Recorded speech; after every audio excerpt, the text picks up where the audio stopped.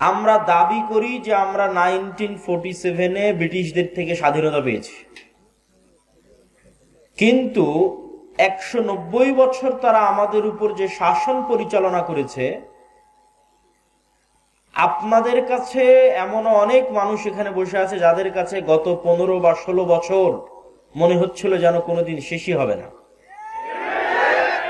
তো 15-16 বছরে যদি আপনি এত অতিষ্ঠ হন, আপনি কল্পনা করেন 190 বছর কতদিন হতে পারে। অনেক লম্বা সময় 190 বছর। তাহলে 190 বছরের কয়টা প্রজন্ম এই পাক ভারত বাংলাদেশের অতিক্রম হয়ে গেছে ব্রিটিশদের গোলামিতে।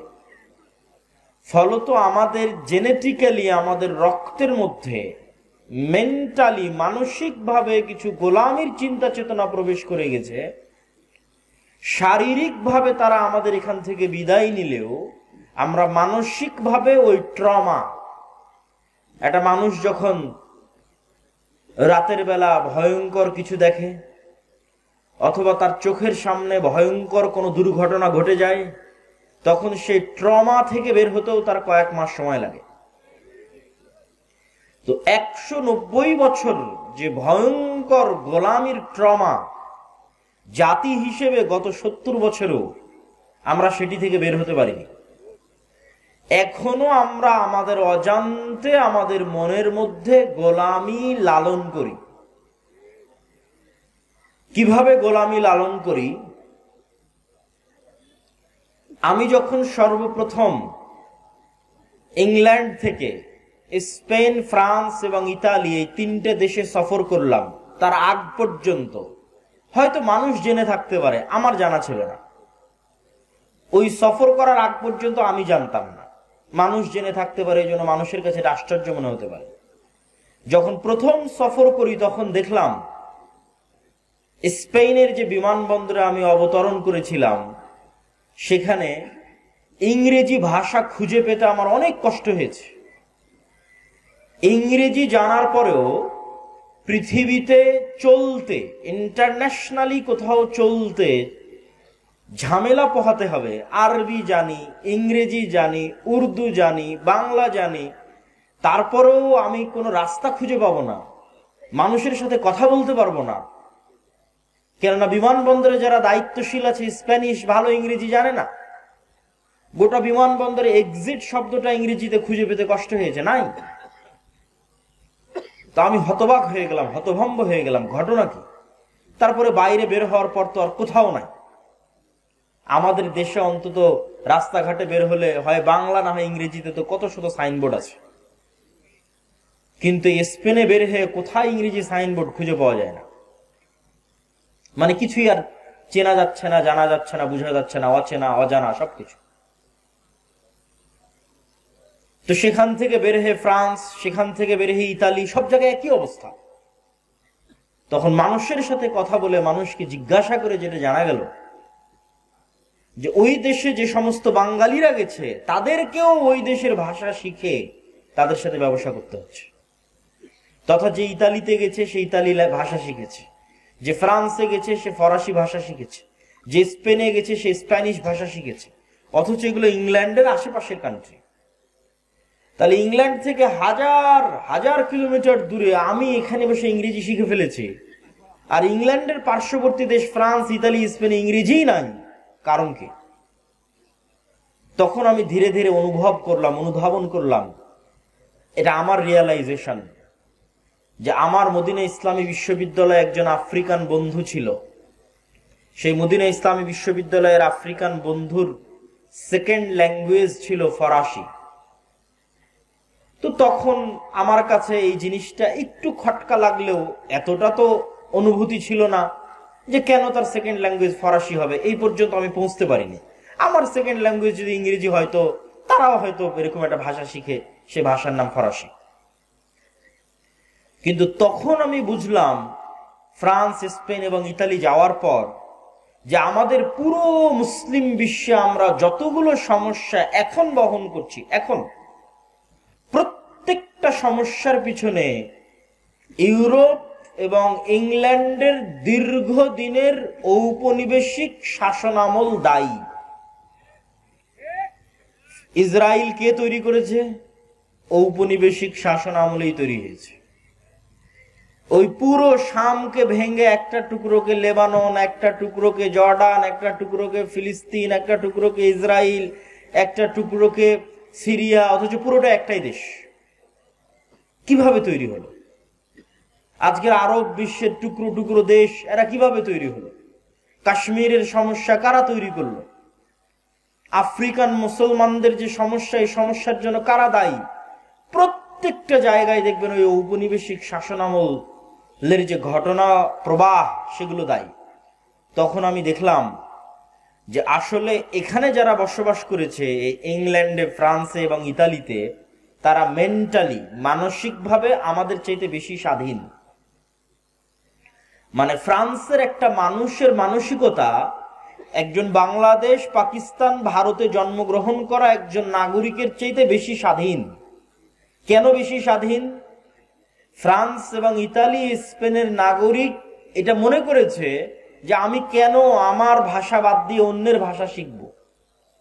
সে কোন লেভেলের উন্নাসিকতা বা কোন লেভেলের অহংকার, আত্ম অহংকার তার মধ্যে আছে, স্বাধীন চেতা মনোভাব তার মধ্যে আছে, যে সে তার পার্শ্ববর্তী দেশের ভাষাটা পর্যন্ত শিখবে না। বলে তুমি যদি আমার সাথে যোগাযোগ করতে চাও, আমার ভাষা শিখে যোগাযোগ করো, না হলে তোমার সাথে আমার যোগাযোগের কোনো প্রয়োজন নেই। আর আমরা তাদের তুলনায় মানসিকভাবে গোলাম। তার মানে আমি এটা বলছি না যে আপনি ইংরেজি ভাষা শিখিয়েন না, এটা বলছি না। আমি জাস্ট উদাহরণ হিসেবে তুলে ধরছি যে আমরা যে কলোনিয়াল মাইন্ডসেটটা বহন করি এখন পর্যন্ত, তার আলামত কি? আপনি যখন একজন মানুষকে দেখেন প্যান্ট শার্ট পরে আছে, তখন তাকে আপনি স্মার্ট মনে করেন। আর যখন কেউ পাঞ্জাবি পায়জামা টুপি পরে আছে, তখন তাকে আনস্মার্ট মনে করেন। এই মাপকাঠিটা আপনাকে তৈরি করে দিল কে? আপনি নিজের অজান্তে তৈরি করে ফেলেছেন। 190 বছর যার গোলামি করেছেন, তারা প্যান্ট শার্ট পরতে, ফলত অটোমেটিক আপনার রক্তের মধ্যে মিশে গেছে যে প্যান্ট শার্ট পরলে, স্যার বললে, সে অবশ্যই অন্যদের চাইতে একটু লেভেলে উঁচু। আর যদি প্যান্ট শার্ট না পরে, স্বাভাবিক পাঞ্জাবি পায়জামা বা লুঙ্গি থাকে, তাহলে সে অবশ্যই অন্যদের চাইতে নিচু। এটা আপনি নিজের অজান্তেই মাপকাঠি তৈরি করে ফেলেছেন। এরকম অসংখ্য মানদণ্ড এবং মাপকাঠির মধ্যে আমরা আমাদের জীবনযাপন করি, যেগুলোতে আমরা গোলামি বহন করি। যেমন দাড়ি রাখার বিষয়ে যদি আমি বলি, যে আমরা দাড়ি রাখতে সংকোচ বোধ করি, যে দাড়ি রাখলে মানুষ কি বলবে, আমরা হেজিটেশনে ভুগি। তো এই হেজিটেশনটা আমাদের মধ্যে এসেছে কোথায় থেকে? এই হেজিটেশনটা আমাদের মধ্যে এসেছে মানসিক গোলামি থেকে, কলোনিয়াল মাইন্ডসেট। এটা আমি আরো ভালোভাবে ফিল করলাম, অন্তত দাড়ির বিষয়টা ভালোভাবে ফিল করলাম কিভাবে? লন্ডনে যে ইহুদি পাড়া আছে, ইহুদিরা যে অঞ্চলে বসবাস করে, আমি ইচ্ছাকৃতভাবে দেখার জন্য গেছিলাম। তো 90% জনের বেশি জনের মুখে দাঁড়িয়ে আছে। অথচ ওই লন্ডনে যতজন মুসলমান বসবাস করে, তার 90% জনের মুখে দাড়ি নাই। তাহলে ওই লন্ডনে বসবাস করা ইহুদিদের 90% জনের মুখে লম্বা দাড়ি, মুসলমানের নাই কেন? তার মানে মেন্টালি, মানসিকভাবে ইহুদি বেশি স্বাধীন। সে পরোয়া করে না যে আমি দাড়ি রাখলে দুনিয়ার মানুষ কি বলবে। কিন্তু মুসলমান পরোয়া করে যে আমি যদি দাড়ি রাখি, তাহলে হয়তো আমাকে আনস্মার্ট লাগতে পারে। কেননা আমি যাদের গোলাম ছিলাম, আমার যারা মনিব ছিল, তারা তো দাড়ি রাখতো না। তো আমি যাদের গোলামি করেছি, তারা তো দাড়ি রাখতো না, তো তারাই তো ছিল শাসক। তখন নিজের অজান্তে আমি তাদের অনুকরণ করতে চেয়েছি, এবং এখনো নিজের অজান্তে অনুকরণ করছি, এবং নিজের অজান্তে আমাদের অধঃপতনের জন্য আমাদের দিনকে দায়ী করছি। এই পরের পয়েন্টে আমি আসব।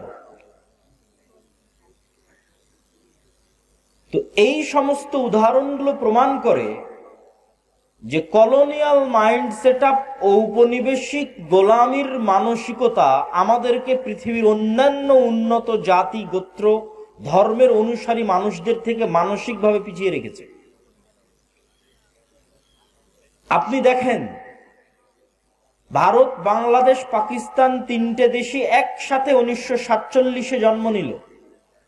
জওহরলাল নেহরু, গান্ধী, মাওলানা আবুল কালাম আজাদ তারা বললেন আমরা সেকুলার ইন্ডিয়া প্রতিষ্ঠা করব, ধর্ম নিরপেক্ষ ভারত প্রতিষ্ঠা করব। মোহাম্মদ আলী জিন্না, আল্লামা ইকবাল তারা বললেন মুসলমানদের জন্য ভিন্ন রাষ্ট্র লাগবে। তাহলে ভারত প্রতিষ্ঠিত হলো সেকুলারিজমের উপর, পাকিস্তান, বাংলাদেশ প্রতিষ্ঠিত হলো মুসলমানিত্বের উপর। অথচ 70 বছর পর দেখেন আমাদের মানসিক গোলামি, বিশেষ করে মুসলমানদের মানসিক গোলামি কত নিম্ন লেভেলের যে 70 বছর পর আমরা সবচেয়ে বড় সেকুলার হয়ে গেছি। আর 70 বছর পর সেই ভারত তার দিনের উপর সবচেয়ে বেশি কট্টর হয়েছে। যারা ফেসবুক, ইউটিউব, টিকটকে ভারতকে নিয়ে ট্রল করে, আমি তাদের উদ্দেশ্যে বলতে চাই, প্রত্যেক বাংলাদেশী যারা ফেসবুক, ইউটিউব, টুইটারে ভারতকে নিয়ে ট্রল করে তাদের প্রত্যেকের উদ্দেশ্যে বলতে চাই, ভারতের হিন্দুদের দম আছে, তাই হিন্দু ধর্মের উপর কট্টর হয়ে দেশ চালাচ্ছে। এই মুসলমানের সন্তানেরা, তোমাদের দম কোথায় যে তোমরা বাংলাদেশকে ইসলামের উপর দাঁড় করিয়ে কেন চালাতে পারো না? তাহলে গোলাম কে? গোলাম তোমরা। সে নিজের ভ্রান্ত দিনের উপর কট্টর অবস্থায় দেশ চালাচ্ছে, আর তুমি মিউ মিউ মিউ মিউ করে বলো যে আমি সেকুলার, আমি সেকুলার, আমি সেকুলার। ইসরায়েলের দিকে দেখেন, সিরিয়াতে যখন বাশার আল আসাদের পতন হয়, বাশার আল আসাদের পতনের পর থেকে নিয়ে সিরিয়ার 500-র অধিক অস্ত্রাগার, বিভিন্ন গুরুত্বপূর্ণ গবেষণাগার, বিজ্ঞান গবেষণা কেন্দ্রে 500-র অধিক গুরুত্বপূর্ণ ভিআইপি স্থাপনায় ইসরায়েল হামলা চালিয়েছে। পৃথিবীর কাউকে জিজ্ঞাসা করারও প্রয়োজন মনে করি না, আমেরিকাকেও না, জাতিসংঘকেও না। তার মানে ইসরায়েল তার ভ্রান্তির উপরে, ইহুদি ধর্মের কথা আল্লাহ সুবহানাহু ওয়া তাআলা কোরআন মাজিদে বলেছেন অভিশপ্ত ইহুদিদের কথা, কিন্তু তার ভ্রান্তির উপরে সে কট্টর, পরোয়া করে না পৃথিবী কি বলবে, পরোয়া করে না দুনিয়া কি বলবে, পরোয়া করে না তার পাড়া প্রতিবেশীর মানুষ কি বলবে। শুধু তাই নয়, আজকে আমেরিকার যে সামনে যে প্রশাসন আসতেছে, ট্রাম্প প্রশাসন, তারাও কট্টর খ্রিস্টানবাদের দিকে ধাবিত হবে, তার আলামত এখন থেকে স্পষ্ট। ইলন মাস্ক LGBT এর বিরোধিতার জন্যই, কেননা তার সন্তান এই ভয়ঙ্কর সমকামিতার শিকার হয়ে নিজেকে ছেলে থেকে মেয়েতে রূপান্তরিত করেছে, এবং ইলন মাস্ক তখনই ঘোষণা দিয়েছে যে আমার ছেলে মারা গেছে, জীবিত আছে কিন্তু সে ঘোষণা দিয়েছে মারা গেছে। তখন থেকে সেই সমস্ত LGBTQ এর কট্টর বিরোধী, এবং তখন থেকে সে ধর্ম প্রচার করতে হবে, ধর্ম শিখাতে হবে, পরিবারকে বাঁচাতে হবে, এটা তার জীবনের লক্ষ্য উদ্দেশ্য। এবং আসছে আমেরিকায় বাইবেল শিক্ষা সিলেবাসের অন্তর্ভুক্ত হবে, ধর্ম শিক্ষা সিলেবাসের অন্তর্ভুক্ত হবে। সম্মানিত উপস্থিতি, কিন্তু মুসলমানদের অবস্থা দেখেন, বাংলাদেশের অবস্থা দেখেন, পাকিস্তানের অবস্থা দেখেন। এরা তৈরি হলো ইসলামের উপর, কিন্তু এরা পৃথিবীর সবচেয়ে বড় সেকুলার। এই জন্য আমি যখন প্রধান উপদেষ্টা ডক্টর মোহাম্মদ ইউনূসের সামনে কথা বলার সুযোগ হয়েছিল, তখন আমি ডক্টর মোহাম্মদ ইউনূসের সামনে স্পষ্ট ভাষায় বলেছিলাম যে আপনারা সমস্যার গোড়ায় হাত দেন, আপনারা ডিফেন্স খেলতেছেন, আত্মরক্ষা করে পাল্টা জবাব দিচ্ছেন। সারা ইন্ডিয়া ছড়িয়ে আছে যে বাংলাদেশের সংখ্যালঘুদের উপর নির্যাতন হচ্ছে, অথচ ডাহা মিথ্যা কথা।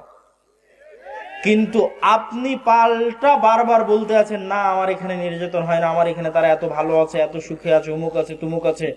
এত কিছু বলার তো দরকার নাই, আপনি বরং যেটা রিয়ালিটি, বাস্তবতা, সেটা তুলে ধরেন। বাস্তবতা কি? বাস্তবতা হচ্ছে বাংলাদেশের মাটিতে এখন পর্যন্ত একজন হিন্দু মুসলমানদের কর্তৃক গণপিটুনিতে মারা যায়নি। বাস্তবতা হচ্ছে বাংলাদেশের মাটিতে এখন পর্যন্ত একটি মন্দিরের জায়গাও জোরপূর্বক মন্দিরকে ধ্বংস করে মসজিদ বানানো হয়নি। কিন্তু তার বিপরীতে আরো কঠিন বাস্তবতা হচ্ছে ভারতের মাটিতে প্রত্যেক দিন অহরহ মুসলমানদেরকে মুসলমান হওয়ার কারণে, গরুর গোশত রাখার কারণে গণপিটুনি দিয়ে হত্যা করা হচ্ছে। তার বিপরীতে আরো কঠিন ও কঠোর বাস্তবতা হচ্ছে যে ভারতের যতগুলো পুরাতন মসজিদ আছে প্রত্যেক মসজিদের পিছনে দাবি করা হচ্ছে এই মসজিদ আগে মন্দির ছিল, অতএব এখানে মসজিদ ভেঙ্গে মন্দির তৈরি করা হোক। তাহলে সংখ্যালঘু নির্যাতন কোথায় হচ্ছে? সংখ্যালঘু নির্যাতন ইন্ডিয়াতে হচ্ছে। তো আপনি যদি বলতে চান বাংলাদেশের অবস্থানকে শক্তিশালী করতে চান, তাহলে বাংলাদেশের সংখ্যালঘুরা তো ভালো আছে, এটা বলারই দরকার নাই।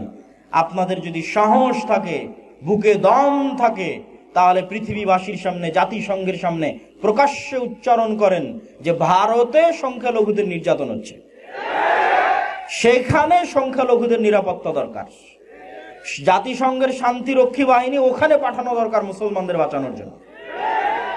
সম্মানিত উপস্থিতি, কিন্তু কেন পারছি না? কলোনিয়াল মাইন্ড সেট আপ, ঔপনিবেশিক মানসিক দাসত্ব, যে আমাকে সবসময় ছাড় দিতেই হবে, আমাকে এই পৃথিবীর সবচেয়ে বড় সেকুলার হতে হবে, আরেকজন কট্টর হিন্দু হলে সমস্যা নাই, আরেকজন কট্টর ইহুদি হলে সমস্যা নাই, কিন্তু আমি আমার দিনের উপর কট্টর হতে পারবো না। আমি যদি আমার দিনের উপর কট্টর হই তাহলে আমি সন্ত্রাসী। কিন্তু এই সুযোগ যদি আপনি দেন তাহলে আপনি দুর্বল। আর যদি আপনি বলেন না যে আপনি স্বাধীন হতে চান, তাহলে তাদের মতো কল্পনা করেন, স্বাধীন হতে চাইলে তাদের মতো চিন্তা করেন, ফ্রান্সের নাগরিকের মতো চিন্তা করেন, ইতালির নাগরিকের মতো চিন্তা করেন, ভারতের হিন্দুদের মতো চিন্তা করেন, ইসরায়েলের ইহুদিদের মতো চিন্তা করেন, লন্ডনে বসবাসরত ইহুদিদের মতো চিন্তা করেন। তাদের হুবহু অনুসরণ করতে হবে এটা বলছি না। আপনি একটা ইহুদি ফ্যামিলি দেখান যে ইহুদি ফ্যামিলির সন্তান একজন বা দুইজন, এখানে উঠে গিয়ে ফোন দিবেন ইউরোপ এবং আমেরিকায় বসবাসরত যে কোনো প্রবাসীকে যে তুমি খুঁজে নিয়ে এসে দিবা যে একটা ইহুদি পরিবারের সন্তান এক বা দুই, তার বেশি তারা নেয়নি। অথবা আমাকে জানাবা যে গড়ে ইহুদি ফ্যামিলিগুলোতে সন্তান কয়টা করে হয়। গড়ে তাদের সন্তান 6, 7, 8, 9 এখনো গড়ে। তো তাকে অধিক সন্তান নিতে লজ্জা লাগে না, কিন্তু এক মুসলমান অধিক সন্তান নিবে, তাকে এমন ভাবে পড়ানো হয়েছে যে সে অধিক সন্তান নিতে লজ্জাগ্রস্ত হবে। এমন ভাবে তার সিলেবাসের মধ্যে কলোনিয়াল গোলামির মানসিকতা ঢুকিয়ে দেওয়া হয়েছে যে সেটি থেকে বের হতে পারে না, এই ট্রমা থেকে বের হতে পারে না। কিন্তু প্রশ্ন তৈরি হবে কখন? যখন ওদেরকে দেখবেন। খ্রিস্টানদের দেখে প্রশ্ন তৈরি হবে না। কেন খ্রিস্টানদের দেখে প্রশ্ন তৈরি হবে না সেটা আল্লাহই বলে দিয়েছেন, ওয়ালাদ্দাল্লিন, তারা আসলে সঠিক পথ জানে না। এই জন্য অসংখ্য খ্রিস্টান পাবেন জুয়া খেলছে, মদ খাচ্ছে, ঠিক আছে? অতএব তাদেরকে দেখলে আপনি সঠিক রাস্তা খুঁজে পাবেন এটা না। সম্মানিত উপস্থিতি, ঠিক তেমনি আপনি দেখেন ইহুদিরা তাদের মধ্যে সুদি লেনদেন করছে না করছে না? একটা ইহুদি নিয়ে এসে দিবেন যে তাদের মধ্যে সুদি লেনদেন করছে, তাদের পরস্পরের মধ্যে। হ্যাঁ, সারা পৃথিবীতে যেন সুদি লেনদেন হয়, এটার জন্য তারাই পেট্রোনাইজ করে, তারাই দাঁড় করিয়ে রেখেছে সুদি অর্থনীতি, কিন্তু তাদের মধ্যে কখনো সুদি লেনদেন করবে না।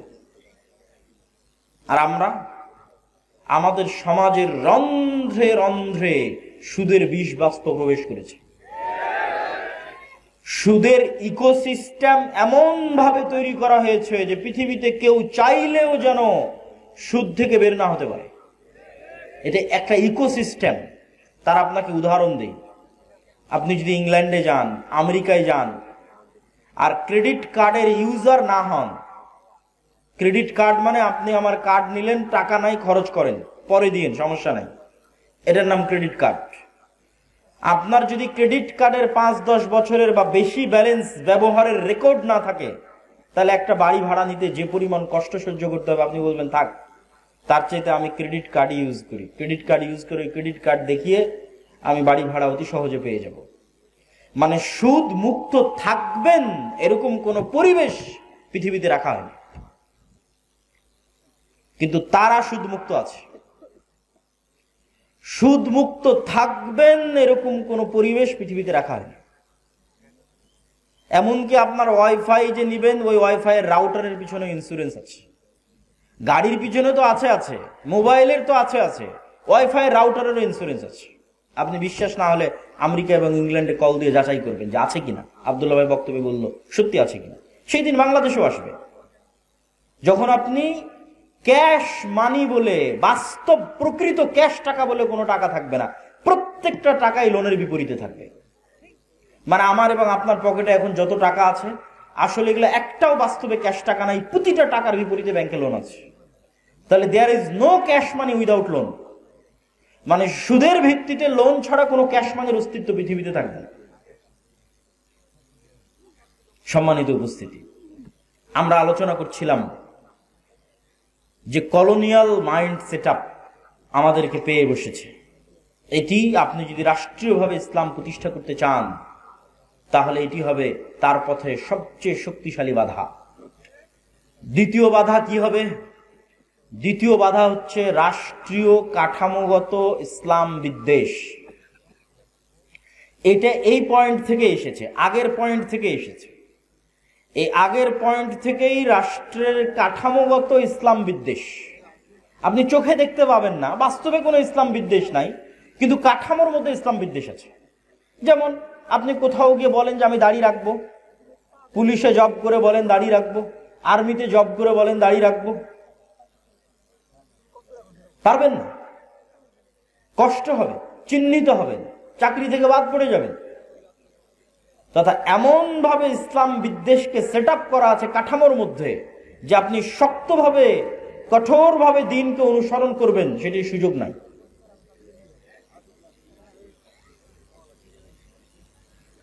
এবং সেটি যে সেই মানসিকতা থেকে এসেছে তার প্রমাণ হচ্ছে আমাদের দেশে যত আইন কানুন আছে, প্রত্যেকটা আইন কানুনের মূল ভিত্তি হচ্ছে ব্রিটিশ ল। যত আইন আছে প্রত্যেক আইনের ভিত্তিতে যে দেখবেন ব্রিটিশ ল। যেমন আপনি যদি বাংলাদেশ আর্মির কথা বলেন, তাহলে বাংলাদেশ আর্মির যত রুলস অ্যান্ড রেগুলেশন আছে তাদের অফিসিয়ালি এই প্রত্যেকটা রুলস অ্যান্ড রেগুলেশনের 90% ব্রিটিশ আর্মি থেকে কপি করা। মানে ব্রিটিশ আর্মির খণ্ডিত আর্মি ছিল ইন্ডিয়ান আর্মি, ইন্ডিয়ান আর্মির খণ্ডিত অংশ পাকিস্তান আর্মি, পাকিস্তান আর্মির খণ্ডিত অংশ বাংলাদেশ আর্মি। বাহির থেকে কোনো ইসলাম বিদ্বেষ নাই, কিন্তু কাঠামোর মধ্যে ইসলাম বিদ্বেষ আছে। আপনি পূর্ণ ইসলাম মেনে বাংলাদেশ আর্মিতে জব করবেন, আপনার জন্য কঠিন হয়ে যাবে জব করা, পারবেন না, কেন কাঠামোর মধ্যে ইসলাম বিদ্বেষ ঢুকানো আছে। আর এটির জন্য আগের পয়েন্টই দায়ী, তথা ওই যে কলোনিয়াল গোলামি থেকে আমরা বাস্তবে শারীরিকভাবে তারা অনুপস্থিত, কিন্তু মানসিকভাবে আইন কানুনের নিয়মে প্রত্যেকটা জায়গায় তাদের গোলামির ছাপ স্পষ্ট। 3 নম্বর পয়েন্ট, বাংলাদেশের ঐতিহাসিক ইতিহাস ভিত্তিক যে রাজনৈতিক বয়ান, বিশেষ করে গত 16 বছর যে রাজনৈতিক বয়ান তৈরি করা হয়েছিল শুধুমাত্র 1971 মুক্তিযুদ্ধ কেন্দ্রিক, যে বাংলাদেশের জন্মই 1971, তার পূর্বে আসলে কিছুই ছিল না। এই ইতিহাস আমি বহু বক্তব্যে তুলে ধরেছি যে আমরা বাংলার মুসলমানেরা শুধুমাত্র এই 50 বছরের জাতি নই, এই পূর্ব বাংলার মুসলমানেরা বা বাংলাদেশের মুসলমানেরা 1000 বছরের ঐতিহাসিক জাতি। এবং ওই ইতিহাসের লিগ্যাসির সাথে আপনাকে কানেক্টেড করতে হবে। এই জন্য দেখবেন যে আমার প্রত্যেকটা বক্তব্যে প্রধান উপদেষ্টার সামনের বক্তব্য আমি উচ্চারণ করেছি 1947, আমি বলেছি 1947, এবং প্রায় সব বক্তব্যে পাবেন। কেন? আপনারা আজকের যেই মানচিত্রের উপর আছেন, এই মানচিত্র কিন্তু 71 নয়, এই মানচিত্র 47 পাওয়া মানচিত্র। তাহলে মানচিত্রের ইতিহাসকে যদি আপনি অস্বীকার করেন, মানচিত্রের অস্তিত্বকে অস্বীকার করে বসবেন, তাহলে মানচিত্রের ইতিহাসকে অস্বীকার করা, মানচিত্রের অস্তিত্বকে অস্বীকার করা, তাহলে অবশ্যই এই মানচিত্রের ইতিহাসকে আপনাকে স্বীকৃতি দিতে হবে। 47-এর ইতিহাস কিসের ইতিহাস? 190 বছর ব্রিটিশ বিরোধী জিহাদের ইতিহাস, 190 বছর। 1757 সালের 23শে জুন পলাশির আম্রকানন মুর্শিদাবাদে এই বাংলার যে পতন হলো ব্রিটিশদের কাছে, 1757 থেকে 1947, এই দীর্ঘ সময়ের ইতিহাসকে আপনি বাদ দিতে পারেন না। হাজী শরীয়তুল্লাহ মীর নেসার আলী তিতুমির, আপনাদের বগুড়ার গাবতলীর সন্ধ্যাবাড়িও ছিল জিহাদের কেন্দ্র, ব্রিটিশ বিরোধী জিহাদের কেন্দ্র। তাহলে আপনি যদি গাবতলীর মানুষ যদি বলে আমার 1971 জন্ম, তাহলে তো এটা মিথ্যা কথা।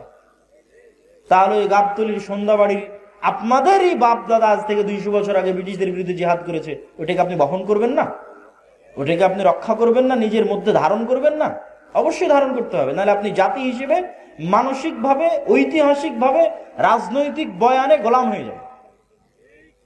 এবার ওই 1757 23শে জুনের আগের যে ইতিহাস, তার আগের স্বাধীন সুলতানি শাসন আমলের বাংলাদেশ, মুঘলদের আগের অংশ হচ্ছে স্বাধীন সুলতানি শাসন আমল। স্বাধীন সুলতানি শাসন আমল কোনটা? যেই সময় রাজধানী ছিল মুর্শিদাবাদ, মালদা, রাজশাহী, চাঁপানবাবগঞ্জ, গৌড়, তৎকালীন ভাষায় বলা হয়েছে গৌড়। এই জন্য সব পুরাতন মসজিদ দেখবেন ওই বেল্টে প্রচুর পরিমাণে আছে। সোনা মসজিদ আছে, বাঘা মসজিদ আছে, কুসুম্বা মসজিদ আছে, আরো কত অসংখ্য পুরাতন মসজিদ আছে 500 বছর আগের। ওই অঞ্চলগুলো ঘুরতে গেলে দেখতে পাবে। আর বাংলাদেশ বর্ডার ক্রস করে মালদার গৌড় রোডে প্রবেশ করলে তো আরো শত শত মসজিদ আছে, ছোট আদিনা, বড় আদিনা, এগুলো সব ওই সময়কার রাজধানী। আর মুঘলদের রাজধানী হচ্ছে ঢাকা। তাহলে এই দীর্ঘ হাজার বছরের ইতিহাসকে যদি বাদ দেন, জাতি হিসেবে আপনি মৃত্যুবরণ করলেন। আর 1971 বা 1947 এর পরে বাংলাদেশের মানুষকে বারবার বিভক্ত করার চেষ্টা করা হয়েছে। বাংলাদেশের মানুষকে কি দিয়ে বিভক্ত করা হয়েছে? 3টা পরিভাষা দিয়ে বাংলাদেশের মানুষকে বিভক্ত করা হয়েছে রাজনৈতিকভাবে। এই রাজনৈতিক বিভক্তি থেকে বেরিয়ে আসতে হবে। অন্য আর যে কোনো বিষয়ে রাজনীতি চলতে পারে, কিন্তু এই বিষয়গুলো নিয়ে রাজনীতি করতে দেওয়া যাবে না। এটা যে রাজনৈতিক সচেতনতা। 47-এ দেশ স্বাধীন হওয়ার পর বাঙালি জাতীয়তাবাদের নামে বাংলাদেশের মানুষের মধ্যে বিভেদ তৈরি করা হয়েছে। বলে যে আরে তুমি পরে মুসলিম, আগে বাঙালি।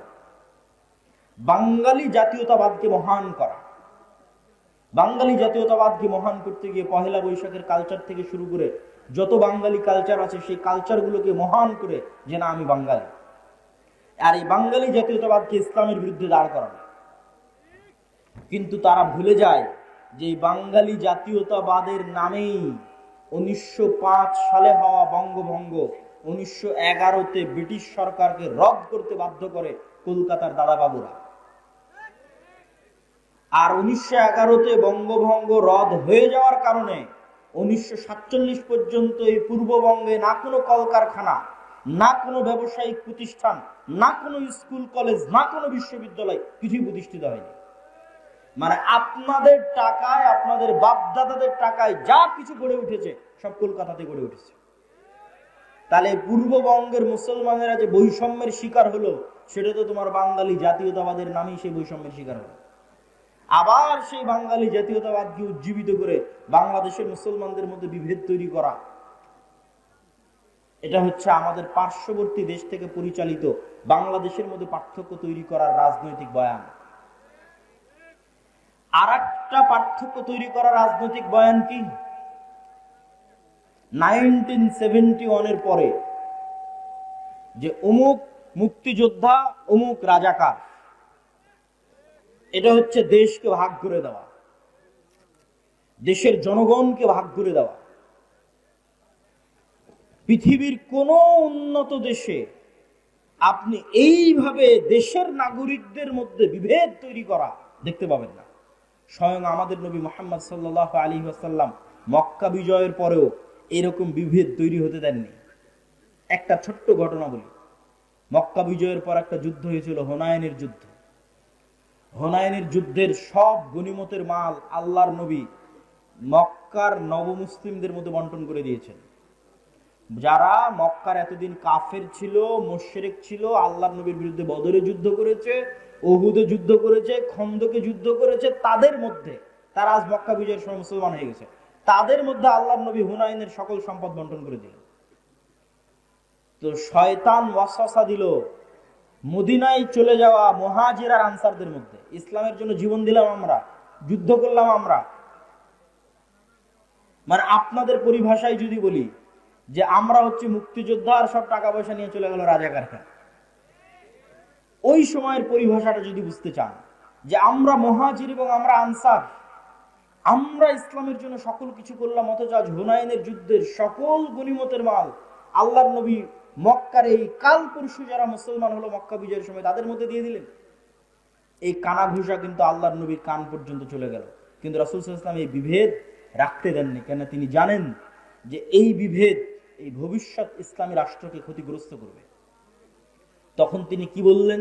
তিনি বক্তব্যে দাঁড়িয়ে বললেন, এই মদিনার মুহাজিরেরা, মদিনার আনসারেরা, লম্বা ঘটনা, হে মদিনার মুহাজিরেরা, হে মদিনার আনসারেরা, আজকে হুনাইনের সকল গনিমতের মাল নিয়ে চলে যাবে মক্কার নবমুসলিমেরা, আর মুহাম্মদ সাল্লাল্লাহু আলাইহি ওয়াসাল্লাম নিজে তোমাদের সাথে মদিনায় ফিরে যাবে, অথচ আমার বাপদাদার বাড়ি মক্কায়।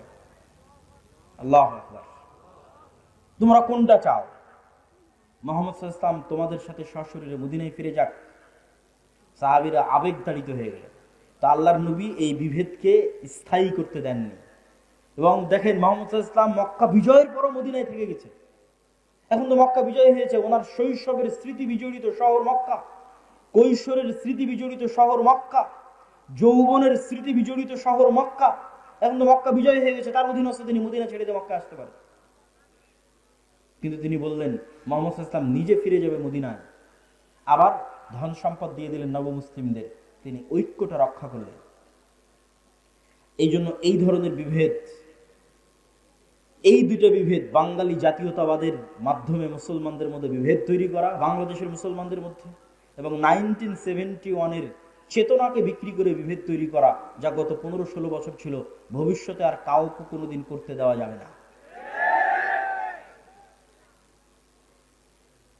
এবার আরো সামনের দিকে চলে আসি। রাষ্ট্রে ইসলাম প্রতিষ্ঠা করতে বাধা কি? রাষ্ট্রে ইসলাম প্রতিষ্ঠা করতে চতুর্থ বাধা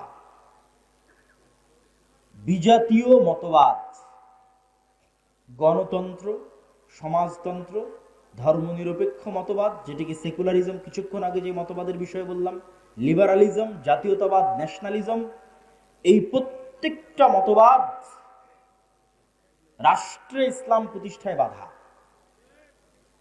আমি যদি আরো সারমর্ম করে বলি যে পৃথিবীতে ইসলামী খেলাফা প্রতিষ্ঠা হবে, এই ইসলামী খেলাফার সবচেয়ে বড় শত্রু গণতন্ত্র নিজেই।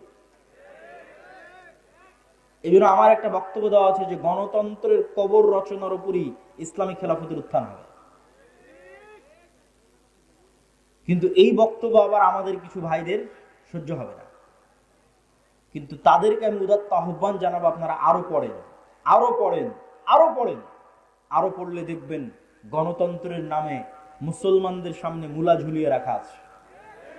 গত 100 বছরেও কোনোদিন গণতন্ত্র দিয়ে ইসলাম প্রতিষ্ঠিত হয়নি, আগামী 1000 বছর চেষ্টা করলেও কোনোদিন গণতন্ত্র দিয়ে ইসলাম প্রতিষ্ঠিত হবে না। হ্যাঁ, গণতন্ত্র দিয়ে যে ইসলাম প্রতিষ্ঠিত হবে, যদি বলেন যে হ্যাঁ হবেই হবে, তাহলে আমি চ্যালেঞ্জ দিয়ে বলে গেলাম, গণতন্ত্র দিয়ে যে ইসলাম প্রতিষ্ঠিত হবে ওটা বিকৃত ইসলাম, কম্প্রোমাইজড ইসলাম, পূর্ণাঙ্গ ইসলাম নয়। যে ইসলামের মধ্যে শিরক মিশ্রিত থাকবে, যে ইসলামের মধ্যে ইসলামের সকল বিধিবিধান উপস্থিত থাকবে না, পূর্ণাঙ্গ রূপে উপস্থিত থাকবে না। তাহলে আপনি যেহেতু বলতেছেন এগুলোর মাধ্যমে প্রতিষ্ঠিত হবে না, তো হবে কিসের মাধ্যমে? যেটির মাধ্যমে প্রতিষ্ঠিত হবে, আজকে আপনাদের সামনে 2টি বা 3টি উপায় বলবো, যা প্রায় এই পরের পয়েন্টগুলো প্রায় সব বক্তব্যে আমার বলা আছে এবং আপনাদেরও শোনা উচিত। 1, ইসলামী খেলাফা বা ইসলামী রাষ্ট্র বলতে কি বুঝায় এটা পরিষ্কার থাকতে হবে। ইসলামী খেলাফা বা ইসলামী রাষ্ট্র মানে আজকে এখানে আপনাদের সবাইকে জোরপূর্বক আমি সালাত আদায় করিয়ে দিলাম, জোরপূর্বক আপনাদের মহিলাদের মা বোনদের পর্দা করিয়ে দিলাম, বিষয়টি এমন নয়। ইসলামী খেলাফা এই জিনিসগুলো থাকবে, কিন্তু ইসলামী খেলাফা মানে 1 নম্বরে আপনাদের মধ্যে ন্যায় বিচার প্রতিষ্ঠিত হবে। ঈসা আলাইহিস সালাতু ওয়াস সালামের কথা আল্লাহর নবী বলেছেন, তিনি পৃথিবীতে হাকামান মুকসিতা, ন্যায় বিচারক, শাসক হবেন। আর আল্লাহ হচ্ছেন সবচেয়ে বড় ন্যায় বিচারক। এই জন্য সাবআতু ইউদিল্লুহুমুল্লাহ ইয়াউমা লা দিল্লা ইল্লা দিল্লুহ, 7 শ্রেণীর মানুষকে বিশেষ ছায় আশ্রয় দেওয়া হবে। তার 1 নম্বরে ইমামুন আদিল, ন্যায় পরায়ণ, ন্যায় বিচারক। তাকে 1 নম্বরে আসন দেওয়া হয়েছে, ন্যায় পরায়ণ, ন্যায় বিচারককে। আমাদের মুসলমানদের কাছে এতক্ষণ পর্যন্ত এই আলোচনা আপনাদের কাছে হয়তো মনে হবে আমি কি বলতে চাচ্ছি। আমি যেটি বলতে চাচ্ছি যে রাষ্ট্রে ইসলাম মানে ন্যায় বিচার প্রতিষ্ঠা করা। তো আপনি আমি যদি রাষ্ট্রে ইসলাম প্রতিষ্ঠা করতে চাই, আমাদেরকে সবার আগে ন্যায় পরায়ণ হতে হবে। আমি আপনি ন্যায় পরায়ণ হব না, সত্যবাদী হব না, আর বলবো রাষ্ট্রে ইসলাম প্রতিষ্ঠা করব, এটা কোনোদিন সম্ভব নয়। তো আপনি কি বলতে চাচ্ছেন আমরা মুসলমানেরা ন্যায় পরায়ণ নই, সত্যবাদী নই? জি, আমি এটাই বলতে চাচ্ছি আমরা মুসলমানেরা নামাজি, আমরা মুসলমানেরা হাজি, আমরা মুসলমানেরা দানবীর। বাহ্যিক ইসলামের যত বিধিবিধান আছে প্রত্যেকটা বিধিবিধান মানতে আমরা 1 নম্বরে আছি। যেমন আজকের জালসা সম্মেলনে এসেছেন কোরআন এবং দ্বীনের কথা শুনতে, এটা অনেক বড় একটা গুণ। অবশ্যই আপনি নেকি পাওয়ার নিয়েতে এসেছেন, কিন্তু দেখবেন এই জালসার প্যান্ডেল থেকে মোবাইল চুরি হয়ে গেছে, দেখবেন মসজিদ থেকে স্যান্ডেল চুরি হয়ে গেছে।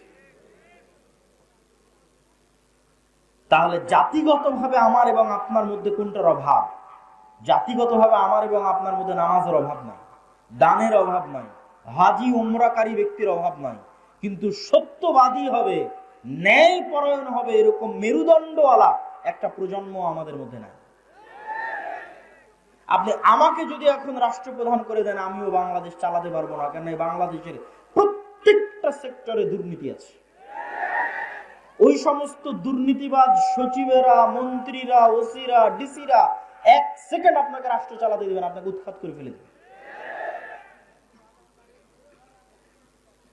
তাহলে আপনি এরকম দুর্নীতিগ্রস্ত একটা কাঠামোর মধ্যে বলবেন আমি ইসলাম প্রতিষ্ঠা করব? আপনাকে একদল সৎ ন্যায়পরায়ণ প্রজন্ম আগে নিয়ে আসতে হবে। যে সৎ ন্যায়পরায়ণ প্রজন্ম টাকার কাছে বিক্রি হবে না, চাপের কাছে বিক্রি হবে না, তার দায়িত্বের আমানত রক্ষা করবে মৃত্যু হয়ে গেলে। এটা হচ্ছে সৎ এবং ন্যায়পরায়ণ। এতক্ষণ হয়তো রাষ্ট্রীয় পর্যায়ে বললাম, এই জন্য আপনারা খুব ঠিক ঠিক বললেন। আমাদের ব্যক্তিগত জীবনে যদি আসি, তাহলে কি হবে দেখেন। আপনারা যারা আজ পুরো গাবতলীতে জরিপ করেন, পুরো বগুড়া জেলায় জরিপ করেন, পুরো গাইবান্ধাতে জরিপ করেন, যে কতজন পিতার মৃত্যুর পর তার সন্তান পিতার সম্পত্তিতে বোনকে ন্যায়ের সাথে ভাগ দিয়েছে, জরিপ করেন। আপনারা যারা সামনে উপস্থিত আছেন তারা প্রশ্ন করেন, আপনার আশেপাশে তাকান, পাড়া প্রতিবেশীর দিকে তাকান, কল্পনা করেন কতজন তার পিতার মৃত্যুর পর পিতার সম্পত্তিতে বোনকে ন্যায়ের সাথে ভাগ দিয়েছে। একদল তো আছে ভাগই দেয়নি, কেউ যদি দিয়ে থাকে তাহলে বগুড়ার জলেশ্বরী তলার জমিটা নিজে নিয়েছে, আর বগুড়ার যেটা সারিয়াকান্দির নদীতে ভেঙে আছে ওটা বোনকে দিয়েছে।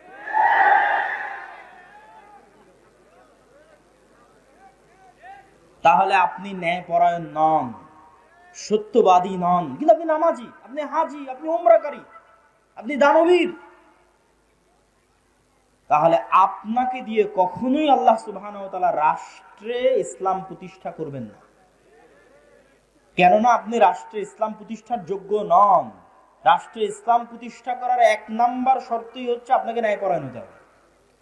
ন্যায়পরায়ণ না হলে আপনি রাষ্ট্রে ইসলাম প্রতিষ্ঠার যোগ্য নন। কেন? আপনি রাষ্ট্র নেতা হওয়ার যোগ্য নন, দলের নেতা, দেশের নেতা, সমাজের নেতা, কোনো কিছুর নেতা হওয়ার যোগ্য নন। আপনি কিসের যোগ্য? গোলাম হওয়ার যোগ্য। গোলামেরা মিথ্যা বলে, গোলামেরা অন্যায়পরায়ণ হয়। আপনি আরো জরিপ করেন, আপনাদের এই বগুড়া, গাবতলী, গাইবান্ধা অঞ্চলের কতজন মেয়ের বিবাহ যৌতুকের ভিত্তিতে হচ্ছে, আর কতজন মেয়ের বিবাহ যৌতুক ছাড়া হচ্ছে, জরিপ করেন। তাহলে যতগুলো মেয়ের বিবাহ যৌতুকের ভিত্তিতে হচ্ছে, আপনি কি বলেন এটা ন্যায় হচ্ছে না অন্যায় হচ্ছে? অন্যায় হচ্ছে। কিন্তু ওই যৌতুকের বিবাহে যতজন উপস্থিত হচ্ছে, হাজি, নামাজি, উমরাকারী, দানবীর, হুজুর, কাজী, সবই তো আল্লাহ আল্লাহ। তাহলে এই সমস্ত আল্লাহওয়ালা হাজি, নামাজি, কাজী যে যৌতুকের ভিত্তিতে বিবাহ দিচ্ছে, উপস্থিত হচ্ছে, দাওয়াতে যাচ্ছে, তাদেরকে দিয়ে আল্লাহ সুবহানাহু ওয়া তাআলা কখনোই রাষ্ট্রে ইসলাম প্রতিষ্ঠা করাবেন না। কেননা সে অন্যায় পরায়ণ। সে যদি আজ যৌতুকের সাথে আপোষ করে, কাল রাষ্ট্র ক্ষমতায় গেলে ও সবচেয়ে বড় দুর্নীতিবাজ হবে। মানে আমাদের মধ্যে যতজন উপস্থিত আছে, যারা বোনকে পিতার সম্পত্তিতে ভাগ দেয়নি, যারা মেয়েকে বিবাহ করেছে যৌতুক এবং ডিমান্ডের ভিত্তিতে, এবং এই ধরনের মানুষের সাথে সম্পৃক্ত, অন্যায়ের সাথে জড়িত আছে, এরা যদি রাষ্ট্র ক্ষমতায় যায় তো গত 16 বছর যা টাকা পাচার হয়েছে এরা তার চেয়ে বেশি করবে। গত 16 বছর যা দুর্নীতি হয়েছে প্রত্যেকটা মুসলমান তার চেয়ে বেশি দুর্নীতি করবে। শুধু সে যায়নি তাই গালি দিচ্ছে যে ও দুর্নীতিবাজ ছিল, এত টাকা পাচার করে নিল, ও গেলে ওইও করতে। সম্মানিত উপস্থিতি, তাহলে আমরা মুসলমানেরা কি অবস্থায় দাঁড়িয়ে আছি? আমরা মুসলমানেরা রাসূলুল্লাহ সাল্লাল্লাহু আলাইহি ওয়াসাল্লামের ওই হাদিসের উপর দাঁড়িয়ে আছি যে হাদিসে রাসূল সাল্লাল্লাহু আলাইহি ওয়াসাল্লাম বলেছেন, সালাসাতুন মান কুন্না ফিহি ওয়া আরবাউন মান কুন্না ফিহি, তিনটা বৈশিষ্ট্য বা চারটা বৈশিষ্ট্য যার মধ্যে থাকবে সে মুনাফিকান খালিসা, সে স্পষ্ট মুনাফিক। ইযা হাদ্দাসা কাযাবা, যখন কথা বলে মিথ্যা বলে, ওয়া ইযা ওয়া'আদা আখলাফা, যখন ওয়াদা করে ভঙ্গ করে, ওয়া ইযা তুমিনা খানা, যখন আমানত রাখা হয় তখন সে আমানতের খেয়ানত করে। তো কথা বললে মিথ্যা বলে, ওয়াদা দিলে ভঙ্গ করে, আমানতের খেয়ানত করে, মানে দায়িত্ব দেওয়া হয়েছে দায়িত্বের খেয়ানত করেছে। বাবা মারা গেছে, সম্পত্তি বন্টন করতে হবে, এই কাজটা আপনার কাছে আমানত। আপনি প্রতিষ্ঠানের প্রিন্সিপাল, প্রতিষ্ঠান আপনার কাছে আমানত। আপনি থানার ওসি, থানা আপনার কাছে আমানত। প্রত্যেক দায়িত্বশীলের কাছে তার দায়িত্ব আমানত। তাহলে ওই দায়িত্ব সে পূর্ণাঙ্গ রূপে বাস্তবায়ন না করে কম্প্রোমাইজ করেছে, মানে তারা সব কি হয়ে গেছে বলেন তো? বলেন না কেন, কি হয়ে গেছে? মুনাফিক হয়ে গেছে।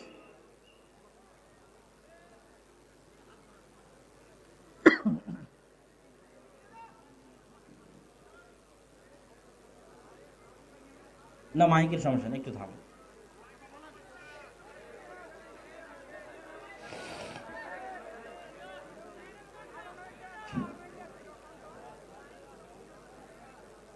ইযা হাদ্দাসা কাযাবা, যখন কথা বলে মিথ্যা বলে, ওয়াদা করে ভঙ্গ করে, আমানত রাখা হলে আমানতের খেয়ানত করে, তাদেরকে আল্লাহর নবী কি বললেন?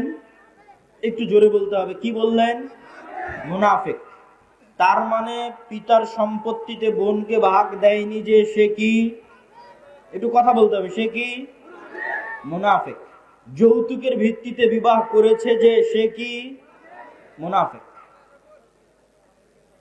তাহলে এই সমস্ত মুনাফিকদের দিয়ে আপনি তাহলে প্রশ্নের পরের প্রশ্ন আসবে, এই সমস্ত মুনাফিকেরা নামাজ পড়ছে কেন? এই সমস্ত মুনাফিকেরা দান করে কেন? এই সমস্ত মুনাফিকেরা তাহাজ্জুদের সালাত আদায় করে কেন? কেননা গত 16 বছরে এমনও ছিল প্রশ্ন ফাঁসের টাকা আল্লাহর রাস্তায় দান করেছে। তাহলে আল্লাহর নবীর কথা অনুযায়ী সে মুনাফিক।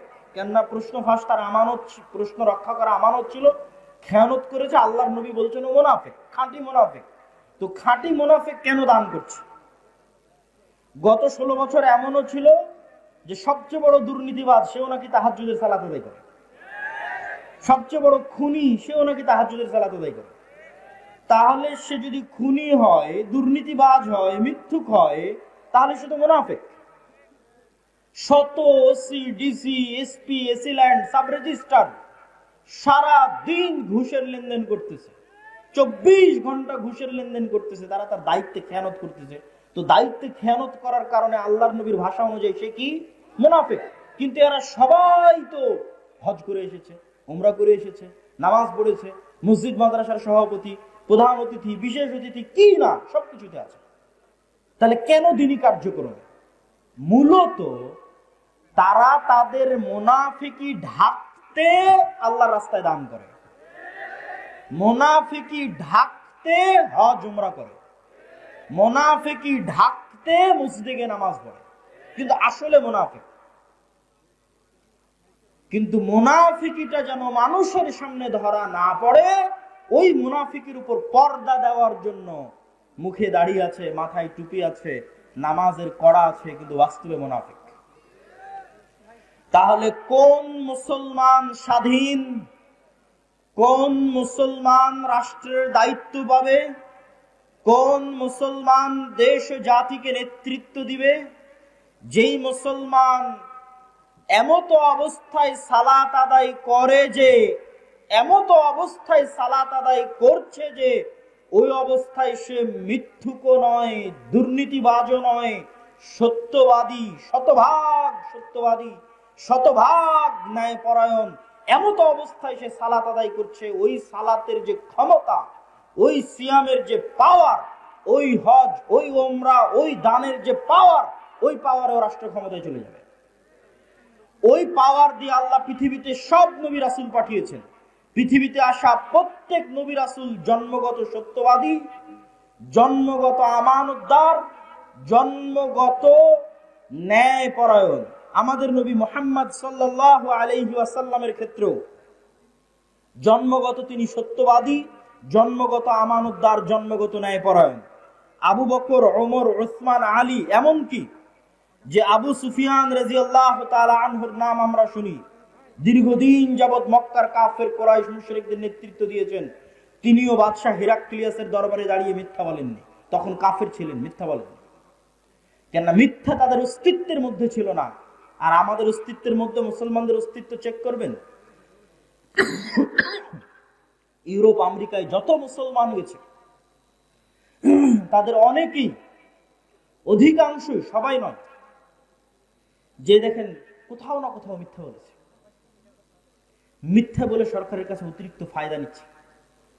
মুসলমান কাফেরের কাছে অতিরিক্ত উপকার নিচ্ছে, মুসলমান ইহুদি খ্রিস্টানের কাছে অতিরিক্ত অর্থনৈতিক লাভ নিচ্ছে মিথ্যা বলে। দ্বিতীয় যে কাজটি আমাদের করতে হবে সেটা হচ্ছে সোশ্যাল জাস্টিস। সোশ্যাল জাস্টিস মানে এতক্ষণ যা বললাম তার আলোকেই সোশ্যাল জাস্টিস নির্ধারিত হবে। সামাজিক ন্যায় বিচার। গত 16 বছর যে পাওয়ার প্র্যাকটিস হয়েছে সারা বাংলাদেশে, এই পাওয়ার প্র্যাকটিস এখন নাই, শূন্যের কোঠায়। ওই ফাঁকা জায়গায় মসজিদ মাদ্রাসাগুলোর ক্ষমতা ছিল যে তারা ন্যায় বিচার প্রতিষ্ঠা করবে। কিন্তু দুঃখজনক হলেও সত্য, দেশে প্রতিষ্ঠিত ইসলামী দল বলেন, ইসলামী সংগঠন বলেন, মসজিদ বলেন, মাদ্রাসা বলেন, তারা আল আমরু বিল মারুফ ওয়ান নাহি আনিল মুনকার এবং সামাজিক ন্যায় বিচার প্রতিষ্ঠায় দুর্বল। এবং তাদের চোখের সামনে আরেক দল ওই একই জায়গায় একই অন্যায় লিপ্ত হচ্ছে। এক জায়গায় গত 16 বছর যারা চাঁদাবাজি করেছে, আজকে ওই জায়গায় আরেকজন চাঁদাবাজি করতেছে, কিন্তু কেউ প্রতিবাদ করতেছে না। সোশ্যাল জাস্টিস মানে সমাজে মানুষের প্রতি অন্যায় হতে দেওয়া যাবে না।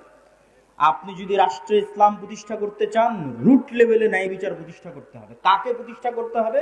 যে ইসলামের ধারক ও বাহক, মানে যে বলছে যে আমি চাই রাষ্ট্রে ইসলাম প্রতিষ্ঠা হোক, ওকে ন্যূনতম ওর গ্রামে ওর পাড়ায় মানুষের উপর যেন জুলম না হয়। যেমন বাপ যদি মারা যায় তো বোনকে যেন তার ন্যায় হিস্সা বুঝিয়ে দেওয়া হয়, এটি জোরপূর্বক বাস্তবায়ন করবে। কোন মেয়ের বিবাহ যেন যৌতুকের ভিত্তিতে না হয়, এটি জোরপূর্বক বাধা দিবে। আল আমরু বিল মারুফ ওয়ান নাহি আনিল মুনকার করবে। এটি হচ্ছে সোশ্যাল জাস্টিস। কোন এক গ্রাম, কোন এক এলাকা, কোন এক পাড়া, কোন এক মাদ্রাসা, কোন এক শিক্ষা প্রতিষ্ঠান, কোন এক ইসলামী দল, ইসলামী সংগঠনে যদি ন্যায় প্রতিষ্ঠা হয়ে যায়, ওর হাত দিয়ে রাষ্ট্রে ইসলাম প্রতিষ্ঠা হবে। তার মানে কি ইসলামী দল, ইসলামী সংগঠন, মসজিদ মাদ্রাসা ন্যায় নাই? নাই। এই যে মাদ্রাসায় মাদ্রাসায় মতবিরোধ, দলে দলে মতবিরোধ, এর থেকে ও বের হয়েছে, ওর থেকে ও বের হয়েছে, এগুলো একটা মাসলা মাসাইলের কারণে নয়, এগুলো একটা আবেগের কারণে। প্রত্যেকটা জায়গায় ন্যায়ের অভাব আছে। হয় যিনি ইসলামী দলের আমির উনি ন্যায়পরায়ণ নন, জালেম, অথবা যিনি ইসলামী দলের মামুর কর্মী সে ন্যায়পরায়ণ নয়, জালেম। যে কর্মী রাত দিন পরিশ্রম করছে তাকে পদ না দিয়ে যে পা চাটছে ওকে পদ দিয়ে দিচ্ছে, এটাই হচ্ছে ন্যায়ের খেলাফ। ন্যায় নাই, ওর দ্বারা রাষ্ট্রীয় ইসলাম প্রতিষ্ঠা হবে না। ও তোর দলের মধ্যে ইসলাম প্রতিষ্ঠা করতে পারে না। দলের মধ্যে ইসলাম, আর মাদ্রাসা ইসলাম প্রতিষ্ঠা করবে। মাদ্রাসা ইসলাম মানে 5 ওয়াক্ত সালাত হচ্ছে এটা না, 5 ওয়াক্ত সালাত তো হবেই, কিন্তু আপনি যদি মনে করেন আমি রাষ্ট্রে ইসলাম প্রতিষ্ঠা করব, তাহলে আপনি যে জায়গায় আছেন ওখানে শতভাগ ন্যায় প্রতিষ্ঠা করতে হবে। আপনি ন্যায় প্রতিষ্ঠা করতে ব্যর্থ হয়েছেন, তো অবশ্যই আপনি রাষ্ট্রে ইসলাম প্রতিষ্ঠা করতে ব্যর্থ হবেন। সম্মানিত উপস্থিতি, সর্বোপরি লাস্ট পয়েন্ট হচ্ছে আমাদের মুসলমানদের সবচেয়ে বড় সমস্যা হচ্ছে আমরা শর্ট টার্ম চিন্তা করি। আমাকে এখনই ভোট করে এখনই নির্বাচনে জিতে রাষ্ট্রে ইসলাম প্রতিষ্ঠা করতে হবে। যে এরকম শর্ট টার্ম চিন্তা করতেছে আমাকে এখনই নির্বাচন করে এখনই ভোটে জিতে এখনই রাষ্ট্রে ইসলাম প্রতিষ্ঠা করতে হবে, ও তার কয়দিন পরে আর থাকবে না। মানে তার কয়দিন পর আবারও কেউ আসবে যে রাষ্ট্র ক্ষমতায় চলে যাবে। সে যেমন আজ এখনই চলে যাওয়ার চেষ্টা করতেছে, স্থায়ী থাকতে পারবে না। তাহলে করতে হবে কি? আপনাকে 50 বছর 100 বছরের প্ল্যান করতে হবে যে আমি 50 বছর পর 100 বছর পর, আজ এখন নয়, 50-100 বছর পর পূর্ণাঙ্গ ইসলাম পূর্ণাঙ্গ ক্ষমতার সাথে বাংলাদেশের রাষ্ট্র ক্ষমতায় যাবে। তার জন্য কি করা লাগবে সে পরিকল্পনা রেডি করে। এইটা ইহুদিরা করে, তারা করেছে। আজকে তারা যে জায়গায় আছে এটা 200 বছর আগের পরিকল্পনা। আর যখনই আপনি এই পরিকল্পনা করবেন তখনই দেখবেন যে আপনাকে শক্তিশালী প্রতিষ্ঠান তৈরি করতে হচ্ছে। আমাদের শক্তিশালী প্রতিষ্ঠান নাই। এই লক্ষ লক্ষ কোটি কোটি পঙ্গপালের মতো ভোটার থেকে কোনো উপকার নেই। 5ই আগস্টের এই ছাত্র জনতার আন্দোলনে বেশিরভাগ মুসলমান ধর্মপ্রাণ মানুষ জীবন দিয়েছে। আর রাষ্ট্র ক্ষমতায় কারা গেছে? বেশিরভাগ এনজিও রাষ্ট্র ক্ষমতায় গেছে। কেন? ওই এনজিও গুলো বাংলাদেশের শক্তিশালী প্রতিষ্ঠান আছে, শক্তিশালী মিডিয়া আছে। বাংলাদেশে আমাদের মুসলমানদের পঙ্গপালের মতো এরকম আমার এরকম হাজার হাজার দর্শক শ্রোতা ভক্ত আছে, কিন্তু আমার শক্তিশালী মিডিয়া নাই বাংলাদেশে। আমার বাংলাদেশের শক্তিশালী কোনো অর্থনৈতিক প্রতিষ্ঠান নাই, এরকম কোন ইসলামী দলের নাই, কোন ইসলামী সংগঠনের নাই। সম্মানিত উপস্থিতি, তাহলে আমাদেরকে শক্তিশালী প্রতিষ্ঠান প্রতিষ্ঠা করতে হবে এবং দীর্ঘমেয়াদী পরিকল্পনা করতে হবে।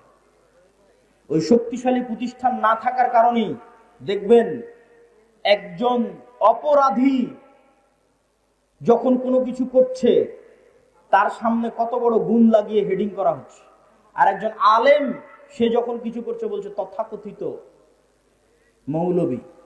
অথবা বড় অপরাধীকে যখন আদালতে পেশ করা হচ্ছে হাতে হ্যান্ডকাপ নাই, কিন্তু আলেমকে যখন আদালতে পেশ করা হচ্ছে মোটা রশি দিয়ে হাত বেঁধে আদালতে পেশ করা হচ্ছে। এটাই হচ্ছে রাষ্ট্রীয় কাঠামোগত বিদ্বেষ, যা আপনার অজান্তে হয়ে আছে। আপনি এটার সাথে ফাইট দিয়ে পারবেন না, ঠিক বলেও পারবেন না। ওটার সাথে ফাইট দিতে হবে শক্তিশালী প্রতিষ্ঠান তৈরি করার মাধ্যমে। এই শক্তিশালী প্রতিষ্ঠান তৈরি করার জন্য মুসলমানদের সন্তানদের চিন্তা করতে হবে, পরিকল্পনা করতে হবে। সর্বোপরি আমাদের সবচেয়ে বড় সমস্যা আমাদের তরুণ প্রজন্ম। আমাদের তরুণ প্রজন্ম নেশায় ব্যস্ত, মাদকতায় ব্যস্ত, জুয়ায় ব্যস্ত। আর আপনি অন্যদের তরুণ প্রজন্মকে দেখেন তারা কি করছে? তারা প্রোডাক্টিভ, তারা জ্ঞান অর্জন করছে, জ্ঞান বিতরণ করছে, জ্ঞান শিখছে। যেই দিন ফুটবল বিশ্বকাপ হচ্ছে সেই দিন আপনি ক্যামব্রিজ এবং অক্সফোর্ডের বিশ্ববিদ্যালয়ে কিছু বুঝতে পারবেন না, আর ঢাকা বিশ্ববিদ্যালয়ে দেখবেন হাজার হাজার ছাত্র একত্রিত ফুটবল খেলা দেখছে। এটাই হচ্ছে আমাদের এবং তাদের মধ্যে পার্থক্য। কেন তারা পৃথিবী শাসন করছে আর আমরা কেন পৃথিবীর গোলাম হয়ে আছি? আমাদের এই প্রোডাক্টিভিটি না থাকা আমাদের সবচেয়ে বড় ব্যর্থতা। সম্মানিত উপস্থিতি, আমি আমার বক্তব্যের শেষের দিকে আপনাদের উদ্দেশ্যে আমার পুরো বক্তব্যের যদি সারমর্ম করি, তাহলে বাংলাদেশে রাষ্ট্রীয়ভাবে ইসলাম প্রতিষ্ঠা করতে সবচেয়ে বড় বাধাগুলোর 1 নম্বর বাধা কলোনিয়াল মাইন্ড সেটআপ, ঔপনিবেশিক গোলামীর মানসিকতা। 2 নম্বর বাধা ভুল রাজনৈতিক বয়ান। 3 নম্বর বাধা রাষ্ট্রীয় কাঠামোগত বিদ্বেষ। 4 নম্বর বাধা ব্যক্তিগত জীবনে মুসলমানেরা ন্যায়পরায়ণ নয়, মুসলমানেরা মিথ্যুক, দুর্নীতিবাজ। তাদের দিয়ে আল্লাহ কখনোই রাষ্ট্রে ইসলাম প্রতিষ্ঠা করাবেন না। আগে একদল প্রজন্ম লাগবে যে সত্যবাদী হবে, ন্যায়পরায়ণ হবে। 5 নম্বর, আমাদের শক্তিশালী প্রতিষ্ঠান নাই। হাজার হাজার লক্ষ লক্ষ মানুষ আছে, কিন্তু লক্ষ লক্ষ মানুষের শক্তিশালী প্রতিষ্ঠান নাই। শক্তিশালী প্রতিষ্ঠান লাগবে। 6 নম্বর, সমাজে সোশ্যাল জাস্টিস, ন্যায় বিচার, নিজ নিজ জায়গা থেকে ন্যায় বিচার প্রতিষ্ঠা করতে হবে, নিজ পরিবারে, নিজ সমাজে, নিজ গ্রামে। তাহলে আল্লাহ একদিন দয়াবান হয়ে আমাকে এবং আপনাকে সেই জায়গায় পৌঁছে দিবেন যেই জায়গায় যাওয়ার আমরা যোগ্য। আমাদের বাপদাদারা যেই জায়গায় ছিল, আমাদের পিতৃপুরুষরা যেই জায়গায় ছিল। ইসলামী খেলাফা কাল্পনিক কোনো থিওরি নয়। পৃথিবীতে সবচেয়ে বেশি শান্তি স্থাপনকারী, সবচেয়ে সাকসেসফুল, সবচেয়ে শক্তিশালী অর্থনৈতিক, রাজনৈতিক, রাষ্ট্রীয় কল্যাণমূলক সিস্টেম হচ্ছে ইসলামী খেলাফা। অতএব এটা বাস্তব পরীক্ষিত। সুতরাং সেটিকে নিয়ে আসতে চাইলে, আর 7 নাম্বার, যে সমস্ত তন্ত্রে মন্ত্রের মাধ্যমে আমরা চাচ্ছি যে আমরা যাব, এই তন্ত্র মন্ত্রগুলো, এই মতবাদগুলো জন্মই দেওয়া হয়েছে যেন ইসলাম কখনো রাষ্ট্র ক্ষমতায় যেতে না পারে। অতএব আপনাকে আগে এই সমস্ত তন্ত্র মন্ত্রকে অস্বীকার করতে হবে, এই সমস্ত তন্ত্র মন্ত্রের কাফের হয়ে যেতে হবে। এগুলো সব ইসলাম বিরোধী। তারপরে এইভাবে যেভাবে নবীরা শুরু করেছে সেভাবে শুরু করতে হবে। নবীরা কিভাবে শুরু করেছে? মুসা আলাইহিস সালাতু ওয়াস সালামকে আল্লাহ চাইলে বলতে পারতেন, তোমাকে মুজিজার লাঠি দিলাম, গিয়ে ফেরাউনকে হত্যা করো। এই লাঠি দিয়ে, লাঠির জাদু দিয়ে ফেরাউন মারা যাবে, মুসা আলাইহিস সালাম রাষ্ট্র ক্ষমতা দখল করে নিবে। তা না করে আল্লাহ মুসা আলাইহিস সালামকে বললেন, দাওয়াত দাও। তাও ভদ্র নম্র ভাষায় দাওয়াত দাও। এই দাওয়াত দিতে গিয়ে কি না বিপদে তিনি পড়লেন। কতদিন যাবত এই দাওয়াত দিতে গিয়ে জুলুম সহ্য করলেন, অত্যাচার থেকে বাঁচাতে পারেন। সে আল্লাহ চাইলে নমরুদকে তখনই আগুনে পুড়িয়ে দিতে পারেন না? দেননি। সেই নমরুদ কর্তৃক ইব্রাহিম আলাইহিস সালাম মাজলুম হলেন, জুলুম সহ্য করলেন, দাওয়াত দিলেন। কিন্তু দাওয়াত দিয়েছেন তারা নিঃস্বার্থভাবে রাষ্ট্রের কেন্দ্রবিন্দুতে, আর আমরা আলেম ওলামারা আজীবন দাওয়াত দিয়েছি স্বার্থে। গত 16 বছর অধিকাংশ আলেম ওলামা, অধিকাংশ হুজুর মাওলানা সবাই, কেউ যদি এমপির সাথে দেখা করে থাকে, মন্ত্রীর সাথে দেখা করে থাকে, তাহলে সবাই নিজ নিজ স্বার্থের জন্য দেখা দিয়েছে। কেউই নিঃস্বার্থভাবে ইসলামের দাওয়াত দেওয়ার জন্য দেখা করে। কিন্তু নবীরা নিঃস্বার্থভাবে দ্বীনের জন্য কাজ করতেন।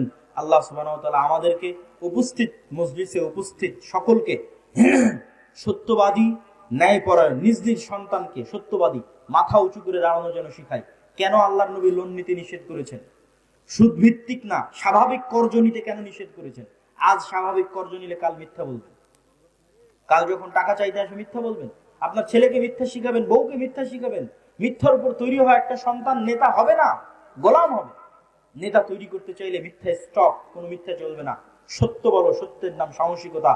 ন্যায় পরায়ণ থাকো, যার যা হক তাকে তার হক বুঝিয়ে দাও। এটি ইসলাম, এটি প্রকৃত ইসলাম। সম্মানিত উপস্থিতি, বক্তব্যের শেষে বলতে চাই, আগামী বছর আমি আদ-দাওয়া ইলাল্লাহর দায়িত্বশীলদের প্রতি উদাত্ত আহ্বান জানাবো। এই যে বিশাল জনসমুদ্র, এরকম প্রোগ্রাম আগামী বছর আসলে এই ধরনের ইউনিয়নে না করে গাবতলী কলেজ মাঠে করা উচিত। কি বলেন আপনারা? আমি উদাত্ত আহ্বান জানাবো দায়িত্বশীলদের, যে প্রোগ্রামটা আপনারা আগামী বছর গাবতলী কলেজ মাঠে করার চেষ্টা করবেন ইনশাআল্লাহ। আল্লাহ সুবহানাহু ওয়া তাআলা তৌফিক দান করুক। আদ-দাওয়া ইলাল্লাহ দেশব্যাপী মসজিদ ভিত্তিক মক্তব শিক্ষা নিয়ে কাজ করে। আচ্ছা, আপনাদের মধ্যে স্বেচ্ছাসেবক ভাইয়েরা যাবে, এখনই যাবে, আমি এখনই যাওয়ার জন্য বলবো যে আপনারা তাদেরকে অবশ্যই সাধ্য অনুযায়ী আপনাদের সহযোগিতাটা পৌঁছে দেওয়ার চেষ্টা করবেন। আমি একটু 2 মিনিট আপনাদের সামনে একটু বিবরণ দিই। আদ-দাওয়া ইলাল্লাহ দেশব্যাপী মসজিদ ভিত্তিক দ্বীন শিক্ষা নিয়ে কাজ করে, বক্তব্য নিয়ে কাজ করে। এখন পর্যন্ত 500-র অধিক মসজিদের ইমাম জামিয়া সালাফিয়া ডাঙ্গি পাড়ায় আমাদের খরচে, মানে আদ-দাওয়া ইলাল্লাহর খরচে, জামিয়া সালাফিয়ার খরচে গেছে, জামিয়া সালাফিয়ার খরচে এসেছে, জামিয়া সালাফিয়ার খরচে থেকেছে, খেয়েছে এবং প্রশিক্ষণ নিয়েছে। বলেন আল্লাহু আকবার। সম্পূর্ণ ফ্রি, বিনামূল্যে, এমনকি যাতায়াত পাথেও খরচ সহ 500-র অধিক মসজিদের শিক্ষক, মক্তবের ইমামেরা তারা প্রশিক্ষণ নিয়েছে এবং তাদের মধ্যে জাতীয় মক্তব প্রতিযোগিতা হয়েছে। সেখানে যারা বিজয়ী তারা উমরায় যাওয়ার জন্য প্রস্তুতি নিচ্ছে। বলেন আল্লাহু আকবার। এই কাজে আপনারা যুক্ত হন। গাবতলীর প্রত্যেক মসজিদকে উদাত্ত আহ্বান জানান, যাও জামিয়া সালাফিয়া ডাঙ্গিপাড়া দাওয়া ইলাল্লাহর মক্তব প্রশিক্ষণ নিয়ে আসো, নিয়ে এসে তাদের সিলেবাস অনুযায়ী আমাদের গ্রামে মক্তব পড়াও।